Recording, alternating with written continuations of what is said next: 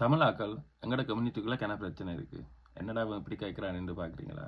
அதுக்கு ஒரு காரணம் இருக்கு. அந்த காரணம் வந்து இந்த ப்ரோ தான். ஸோ இந்த வீடியோ வந்து அவரை பற்றினது. ஸோ அதான் அவர்ட்ட ஸ்டைல செய்யலாம் என்று யோசிச்சேன் நான் இந்த வீடியோவை. எப்பவுமே எங்களை பத்தி பெருமை காய்ச்சி ஒன்று தான் நாங்கள் முன்னேறலாது. எங்களுக்குள்ள இருக்கிற குறைகளை காய்ச்சி அந்த குறைகளுக்கான ஒரு சொல்யூஷனை பார்த்தா தான் நாங்கள் முன்னேறலாம். ஸோ இந்த ப்ரோண்ட வீடியோக்கள் நான் கொஞ்ச நாளாக பார்த்தேன். நான் பார்த்ததில் அவர் செய்கிற வேலை வந்து எனக்கு சரியா பிடிச்சிருக்கு. ஸோ இவற்ற வீடியோக்கள் வந்து எல்லா தமிழாக்களும் பார்க்கணும். அது பார்க்கறது மட்டும் இல்லை, அவர் சொல்ற விஷயங்களை நாங்கள் கொஞ்சம் சீரியஸாக எடுக்கணும். ஏன்னா அவர் காய்க்கிற விஷயங்கள் எங்கள் கம்யூனிட்டிக்குள்ள இருக்கிற பெரிய பிரச்சனை.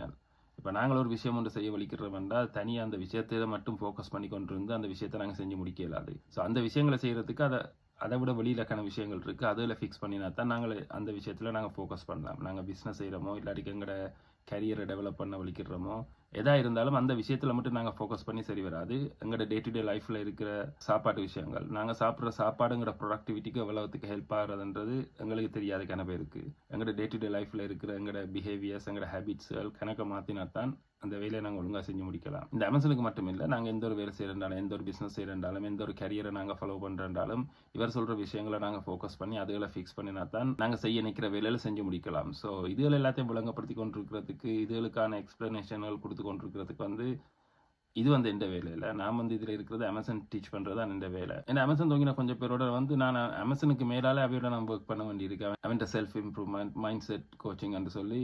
ஸோ அதில் வந்து நான் செய்கிற மென்டோரிங்கில் ஒரு பார்ட் தான். இதை நான் ஃபுல் டைமாக செய்யலாது. ஏன்னா நான் இதில் டீச் பண்ணுறது அமேசான் தான். ஆனால் இந்த ப்ரோ வந்து இதை பற்றி ஃபுல் டீட்டெயிலாக காய்க்கிறவர், அதுகளுக்கான சொல்யூஷன்ல சொல்றவர். ஸோ நீங்க அவரை ஃபாலோ பண்ணி அவர் சொல்ற விஷயங்களை நீங்க எடுத்து அதுக்கேற்ற மாதிரி ஆக்ட் பண்ணணும். ஸோ அப்பதான் நாங்கள் இஷ்யூக்குள்ள நாங்கள் கொஞ்சம் ஃபிக்ஸ் பண்ணலாம். ஸோ இவர்கிட்ட வீடியோக்களை கொஞ்சம் பார்த்ததுக்கு அப்புறம் எனக்கு எந்த ஒர்க் கொஞ்சம் ஈஸியாகும். எந்த இவருக்கான விஷயங்களை காய்க்கிறார், கன விஷயங்களுக்கான சொல்யூஷன்கள் கொடுக்குறார். இவர் காய்க்கிற கன விஷயங்கள் எங்களோட கம்யூனிட்டிக்குள்ள இருக்கிற பிரச்சனை தான். ஸோ எங்களோட பிரச்சனையில நாங்கள் முதல் அக்செப்ட் பண்ணணும். அதுக்கப்புறம் அதுக்கான ஆக்ஷன்ஸ் எடுக்கணும். அப்பதான் நாங்கள் அந்த பிரச்சனையில இருந்து வெளியில வரலாம். ஸோ இவர் காய்க்கிற விஷயங்கள் ஒன்றும் எங்களோட கம்யூனிட்டிக்குள்ள இல்லைன்னு சொல்லலாது. அது வந்து வைட்லி இருக்கிற ஒரு பிரச்சனை தான். இவர் காய்க்கிற எல்லா இஷ்யூக்களும் எங்களோட கம்யூனிட்டிக்குள்ள. ஸோ இந்த ப்ரோ செய்யற ஒர்க் வந்து ஒரு நல்ல ஒர்க் எங்களோட கம்யூனிட்டிக்கு. இவரை ஃபாலோ பண்ணுங்க. அவர் சொல்ற விஷயங்களை சீரியஸா எடுங்க.